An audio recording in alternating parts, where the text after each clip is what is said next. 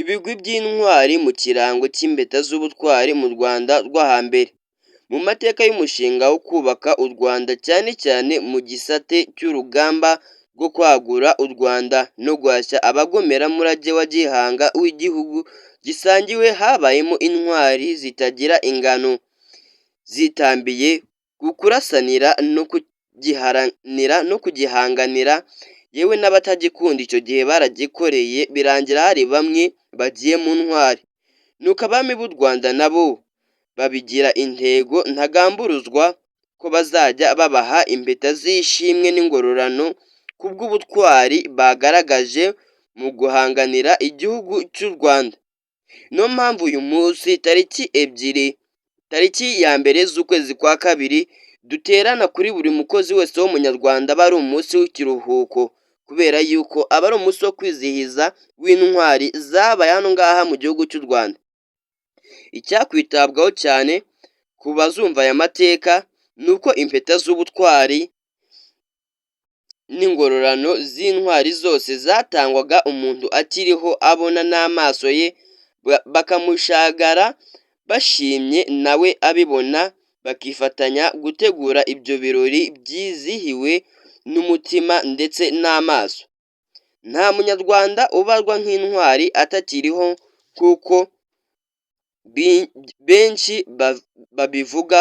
Iyo myumvire dukomora ku bakoloni ndetse n'abanyamahanga. Kuva ubwo mu mibereho y'abanyarwanda ubutarushywa n'intsinzi biba intego y'ibihe byose. Muri iyi nkuru tukaba tugiye kubataturira impeta z'ubutwari zatangwaga mu Rwanda rwo hambere, nk'uko tubikesha igitabo Intwari z'Imbanza zubatse u Rwanda rugahamya igitinyiro, cyanditswe n'umusizi Nsanzabera Jean de Dieu, inzobere mu muco, amateka n'ubuvanganzo. Tugiye kubataturira iby'ayo mateka y'impitabihe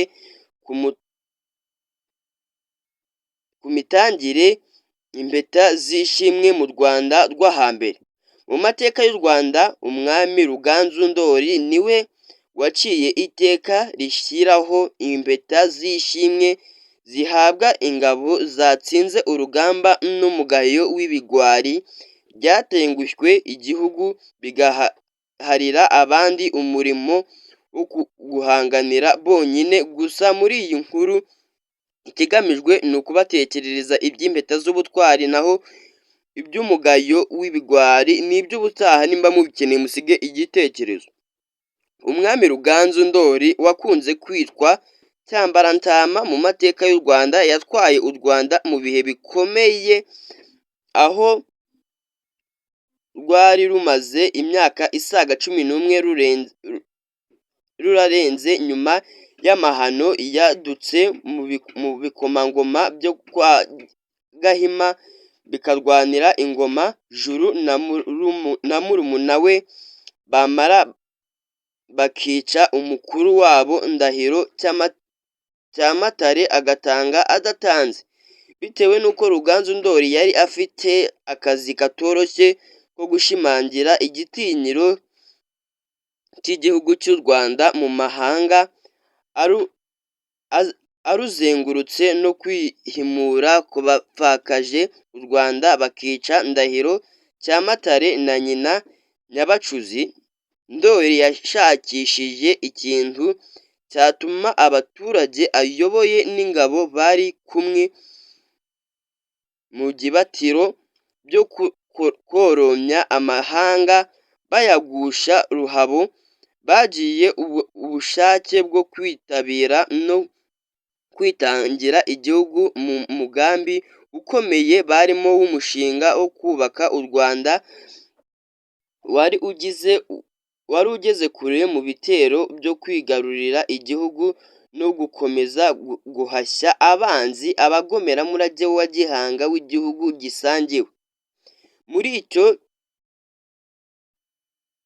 kibiro nubwo yaciye iteka ritanga ingororano ku ntwari zagaragaje ubudasa muri ubwo buri gikorwa cyerekeranye na gahunda yari yimirijwe imbere.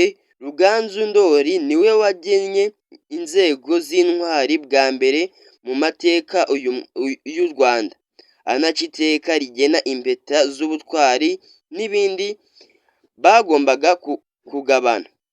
Izo mpeta z'ubutwari zatumaga abanyarwanda barushaho gushira amanga no kurwana ishyaka ryo kwigarurira igihugu no kucyagura mu bucakara bw'amahanga no kwigarurira ibihugu. Inzego z'intwari n'impeta zahabwaga intwari uhereye ku ngoma ya Ruganzu Ndori zari ziteye zitya.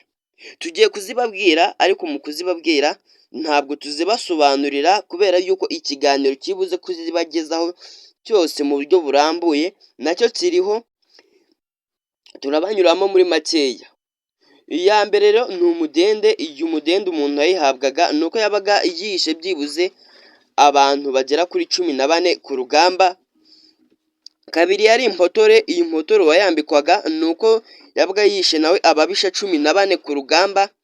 Iya gatatu ni ugucana uruti. Iyi gucana uruti nayo yari ikomeye muri zose, aho uwayihabwaga yabaga rwose yakoze udushya dukomeye cyane, yishe ababisha 21. Iyo uyu nguyu yahabwaga iyi mpeta y'ubutwari nta nubwo yabaga acyemerewe kuba mu gihugu cyiwe, ahubwo yari akwiye guhita ajya kure y'umwami kubera yuko nta bihanga bibiri bijya mu nkono imwe. Impotore iyi ngiyi gucana uruti, impeta y'ikirenga mu Rwanda rwo hambere yari iyo gucana uruti. Iyo mpeta rero yahabwaga umuntu wishe ababisha 21 ku rugamba abatsinze mu bitsimbiro. Kugira ngo ayihabwe ibwami haberaga imihango ikomeye ikitabirwa n'umwami umwe. Uwo mwami wacanye uruti yabaga yubashywe bitavugwa, akanafatwa nk'intwari y'ikirenga koko.